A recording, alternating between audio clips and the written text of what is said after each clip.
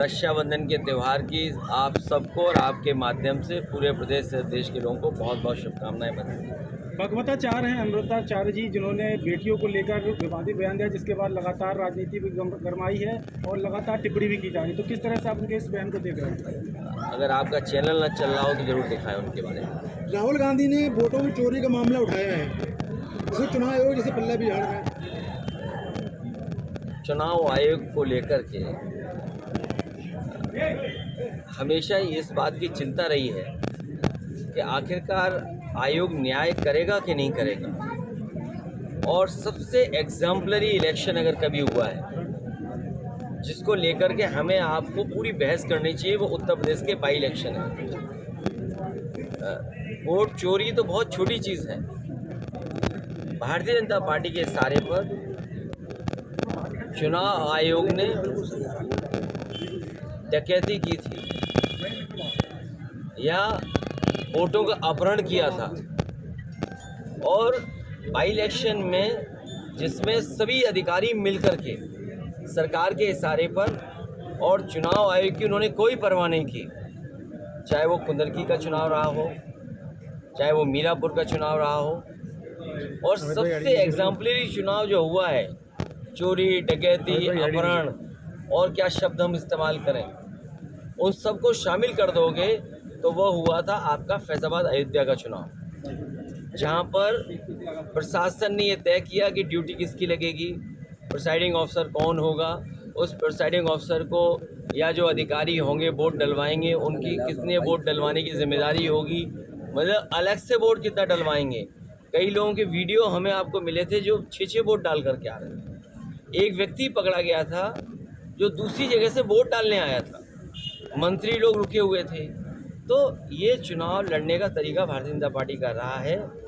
पिछली बार जब समाजवादी पार्टी ने आरोप लगाया था कि भारतीय जनता पार्टी के इशारे पर चुनाव आयोग ने समाजवादी पार्टी के वोटों को काटा है और वोट डालना नहीं दिया, चुनाव आयोग ने जब सूची मांगी तो समाजवादी पार्टी ने 18,000 ऐसे वोट जो डिलीट कर दिए गए थे, जिन्होंने पहले वोट डाला था, किसी कारण डिलीट किए गए, जिसका कारण किसी को नहीं पता, उस पर एक भी कार्रवाई चुनाव आयोग ने नहीं की। चुनाव आयोग अगर कार्रवाई कर देता उन अधिकारियों के खिलाफ तो आज निष्पक्ष चुनाव हमें देखने को मिलता।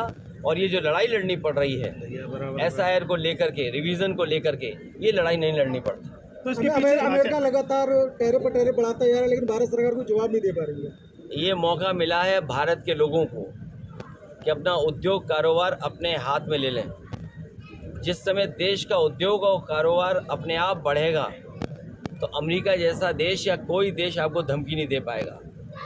भारतीय जनता पार्टी ने कभी भी देश के उद्योगपतियों पर भरोसा नहीं किया।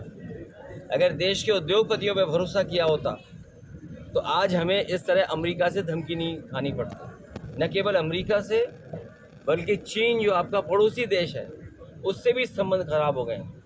चीन जैसे देश ने हमारा बाज़ार छीना, हमारी ज़मीन छीनी, जो हमें एक बार नहीं 1962 से लेकर उससे पहले 1950 में जो भारत और भारत की धरती के साथ धोखा हुआ, उसकी हम और आप कल्पना नहीं कर सकते। सबसे ज़्यादा ज़मीनें भारत की अगर किसी ने छीनी है तो वो चीन ने छीनी है।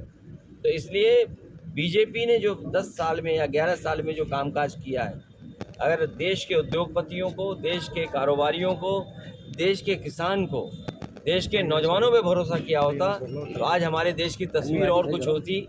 जो made in India, make in India के नारे दिए थे, वो नारे ये भारत के लिए नारे नहीं थे। ये तो बीजेपी वाले बता पाएंगे नारे किसके लिए थे। उत्तर प्रदेश सरकार ने आंकड़े जारी किए हैं अपराध को लेकर।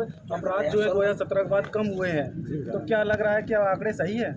ये सवाल इतना अच्छा पूछा है, मेरे मन का पूछ लिया सवाल तुमने। और ये मन का इसलिए पूछ लिया कि सब इटावा के रहने वाले हो सब। बिल्कुल। और आज रक्षाबंधन के दिन जब रक्षाबंधन का हम संकल्प लेते हैं अपनी बहन का, अपने परिवार के लोगों का, तो हमारी आपकी भी जिम्मेदारी बनती है कि यहाँ के नागरिकों की रक्षा हम लोग करें। तो भारतीय जनता पार्टी की सरकार में मेरे जाने के बाद मुझे उम्मीद है आप पुलिस कप्तान से मिलेंगे जाकर। हम तो DGP और सरकार से न जाने कितनी बार मांग किए हैं कि टॉप 10 अपराधियों की सूची दे दें, हमारे पत्रकार साथी आज के बाद मेरे से मिलने के बाद जब अगली बार मिलोगे आप, तो मैं आपसे टॉप 10 की सूची मांगूंगा इटावा की। तो आज मुझसे बात करने के बाद जो भी संबंधित अधिकारी हैं जिनके पास टॉप 10 की सूची, उनसे मांगिए कि इटावा के टॉप 10 अधिकारी माफिया कौन है, अपराधी कौन है। अगर उनकी सूची आ जाएगी तो जिले जिले की सूची आ जाएगी, तो आपको प्रदेश के भी माफिया मिल जाएंगे कि टॉप 10 माफिया प्रदेश के कौन है। और जब तक सूची सरकार की नहीं आती है तो असली माफिया अगर कोई है तो वो सरकार खुद माफिया है जो माफियों के साथ खड़ी है। सर